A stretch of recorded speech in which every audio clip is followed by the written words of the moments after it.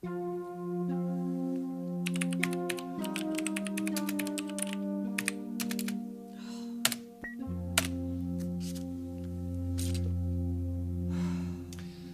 like somebody had a rough night. Not nearly as bad as my husband's. What happened? You didn't hear?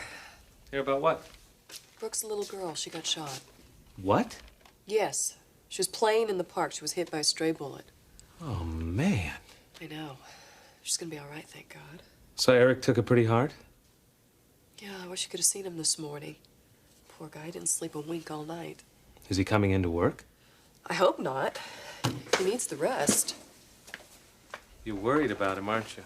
He pushes himself too hard, Mike. He had a heart attack a couple of years ago, didn't he? He didn't have a heart attack. Well, what was it? Anxiety. Look, I really don't want to talk about this, all right? Hey, sweetheart, worse things could happen. Now, what are you talking about? I'm just saying if the big cheese ever bought the farm, his surviving wife would be well taken care of. Well, Eric is not going to buy the farm, so you I know. Just making a point. I mean, really, has to give you a sense of security. Never thought about it. Come on, you don't take out the old man's will every New Year's Eve and drink a toast to it? I sure would. I've never even seen his will, Mike. You haven't? No, of course not. Well, then how do you know? How do I know what? How do you know what's in it?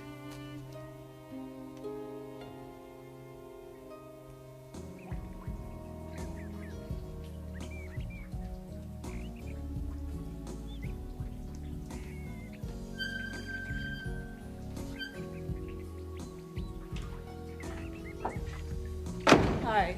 Hi. Are you looking for someone? Yeah, this girl named Ivana. Does she live here? Sure does. That door over there. Thanks.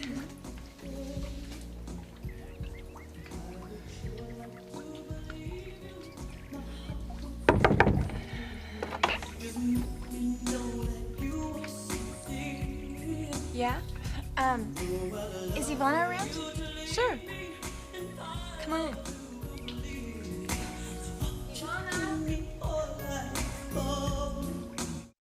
Oh, she's doing a whole lot better, Bernie. Yeah, we were over there this morning. Brooke and I. The doctor said Bridget can come home by the end of the week. Oh, man, you have no idea. Hey, Bernie, somebody's here. I want to thank you for the call, though. Yeah, I'll mention it to Brooke. All right. Bye-bye. Morning, James. What are you going to mention to Brooke? Oh, just a message from a friend. Well, give it to me. I can tell her. No, that's all right. I'll see her at the hospital anyway. True. So, what brings you by? I wanted to see how you're doing. Me? I'm doing fine. Well, I'm not doing so fine, Rich. And that's the reason you're here, isn't it? Yes, it is. I'm concerned about you. And me. I'm concerned about you and me. There's something we have to iron out. And if we don't do it now, we're in for big trouble.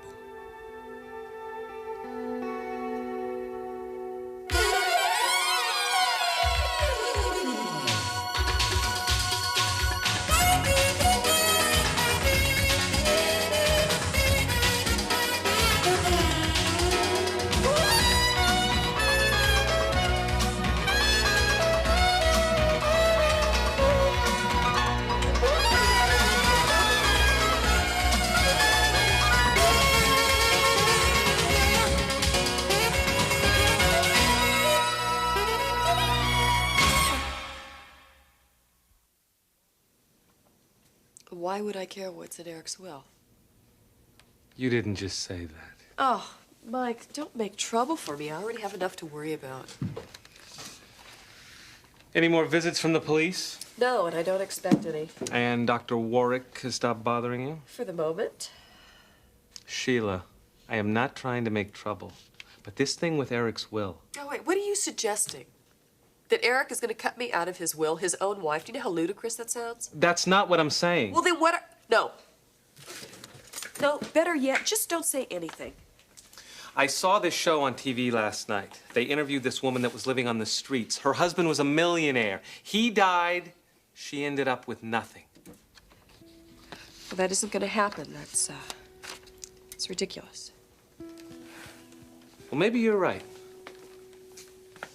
But I gotta tell you, I think it's weird. You're married to this guy and not once does he mention his will. Why is that weird? You're rich. Rich people talk about these things. Do you have a living trust? What? Oh, man, you gotta see a lawyer or somebody. These are things you should know about. Sometimes I wonder why I even let you in here.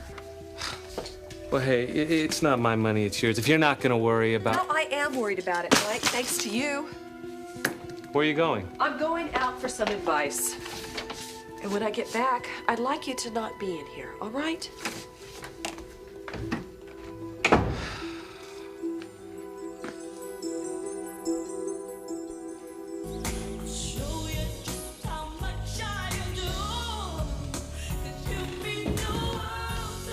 Jessica, you stopped by. Hi, Ivana. Hey. Hey, guys, come out. I want you to meet someone. Good to see you, too. This is Jessica Forrester. Forrester? Eric Forrester's niece. Don't worry, she's cool. Hi. Hey, Jessica. Hi. Wow, this place is really rad. Isn't it great? Yeah. Okay, let me show you around. This is the kitchen. We don't spend much time in here. Oh. The bedrooms are in there. And this is where we work out. Oh, wow. How about something to drink? Oh, no, thank you. Are you sure? We've got everything. No, I'm fine, thanks.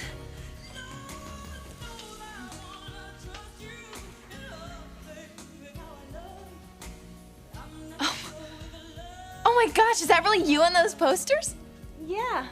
I was only 14 when I shot my first Vogue cover. It was so exciting, being thrust into a world of glamour and high fashion.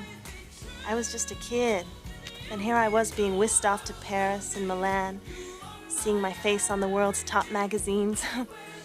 It's a kick. It sure is. Michelle and I were only 15 when we started modeling. Wow, this is really something. Well, how old are you guys now? Me and Michelle are 19, and Coco, well, she's the baby. She's still 18. I'm 16. Oh, but I'll be 17 next week. No kidding. But I still live at home. I mean, you guys really live here in this apartment by yourselves?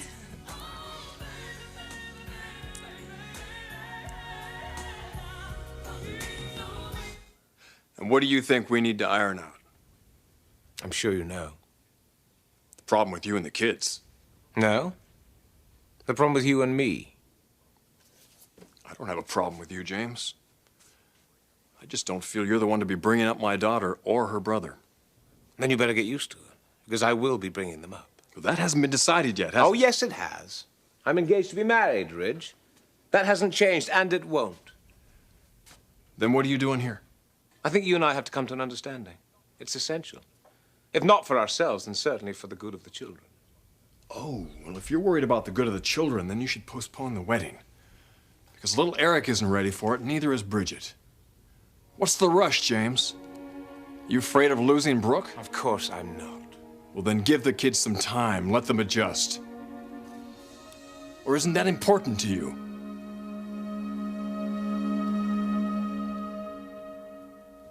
In such cases, witnesses may probably be allowed to explain. Come in. Circumstances under which the letter was written and the reason for writing it. Well, that's... Well. Now, here's a person I never expected to see walk into my office. I need to talk to you, Connor. About what? Something that's very important. Why me? Forrester has a competent legal department. Because it has nothing to do with Forrester. What's it about, then? Me. And it's very confidential.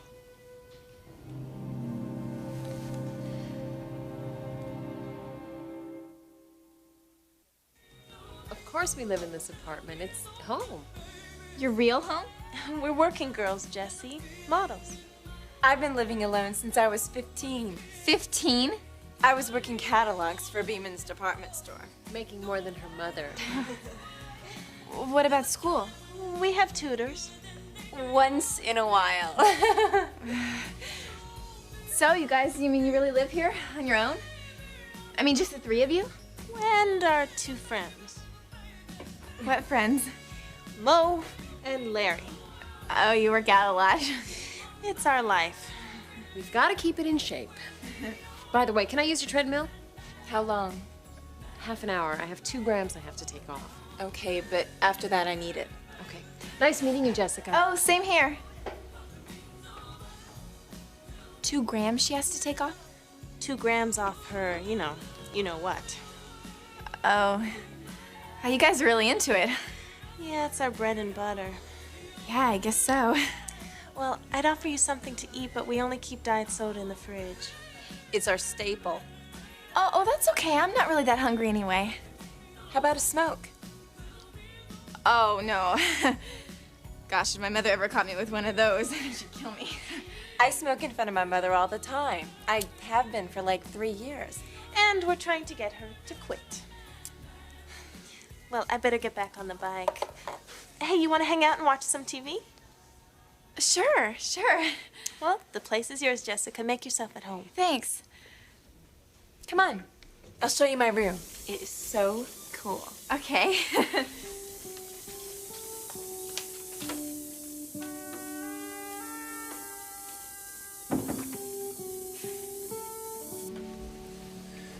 Well, if we're going to have a confidential chat, let's be comfortable.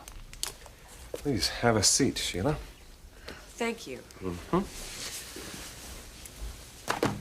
All right, then. What's this all about? First, I need to be sure that I can trust you. Well, that's your problem, not mine. No, just tell me that everything I say will be kept between you and me. Of course it is.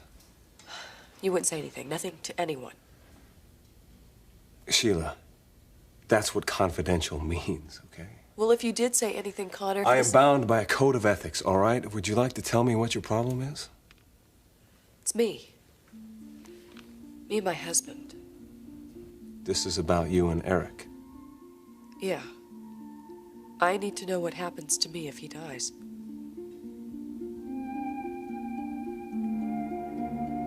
The children will adjust after we are married. You are so anxious to marry that woman. I love her, Ridge. I think it's something else. Oh, like what? What are you suggesting it is? I don't know. This doesn't feel right. You barely even knew Brooke until after Taylor died, and now you're pushing her down the aisle. Come on, I'm not pushing her down the aisle. She's a very happy accomplice. Shouldn't you at least talk to someone about the children? Like who? A therapist? A shrink? You know what my wife would have said in this situation? As a matter of fact, I do. I know exactly what Taylor would have said. She'd have said the children must be treated honestly. They must be encouraged to express their feelings, but not to ever feel as if they're in charge of either us or the situation. Taylor would have felt very strongly that we, the adults, must make the decision and then communicate the decision to the children and then make the children realize that we, the adults, are in charge. That is exactly what Taylor would have said, and I know that for a fact. It's because you knew my wife about as well as anyone, besides myself. I knew your wife better than anyone, besides yourself. You know, there was a time when I thought you were in love with her, James. Were you? I cared about Taylor very deeply. But she was your wife. There was no way she would ever leave you. But you did discuss that possibility, didn't you? Now that she's gone, suddenly you're in a cold sweat to get married. What does that say to you, Dr. Warwick? Tell you what it sounds like to me. Classic rebound. That's why you want to marry Brooke, isn't it? You're on the rebound.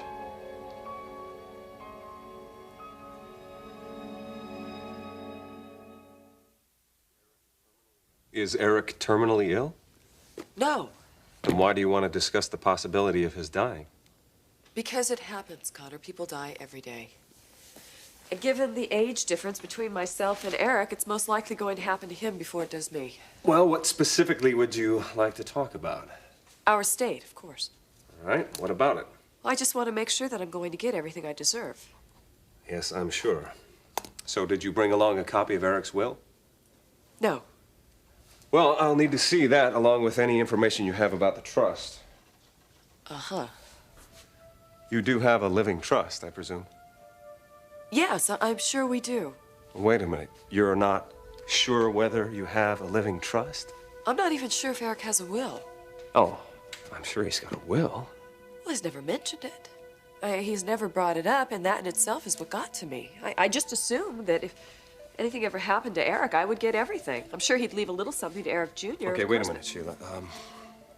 Why don't you just sit down and talk about this with your husband? I should see the will first, don't you think? Sure. If you want to take a look at the will, if you have questions you want me to look at it, I'd be happy to. I'm just saying, don't borrow trouble. You don't know if there's a problem here. True. Just don't you think it's a little odd he never mentioned it? Maybe it is. I don't really know Eric that well. Would you have told your wife, Connor? Yes. I probably would have discussed it with her prior to our marriage. Thank you. Thank you, Counselor. I'm sure that you're going to be hearing from me very soon.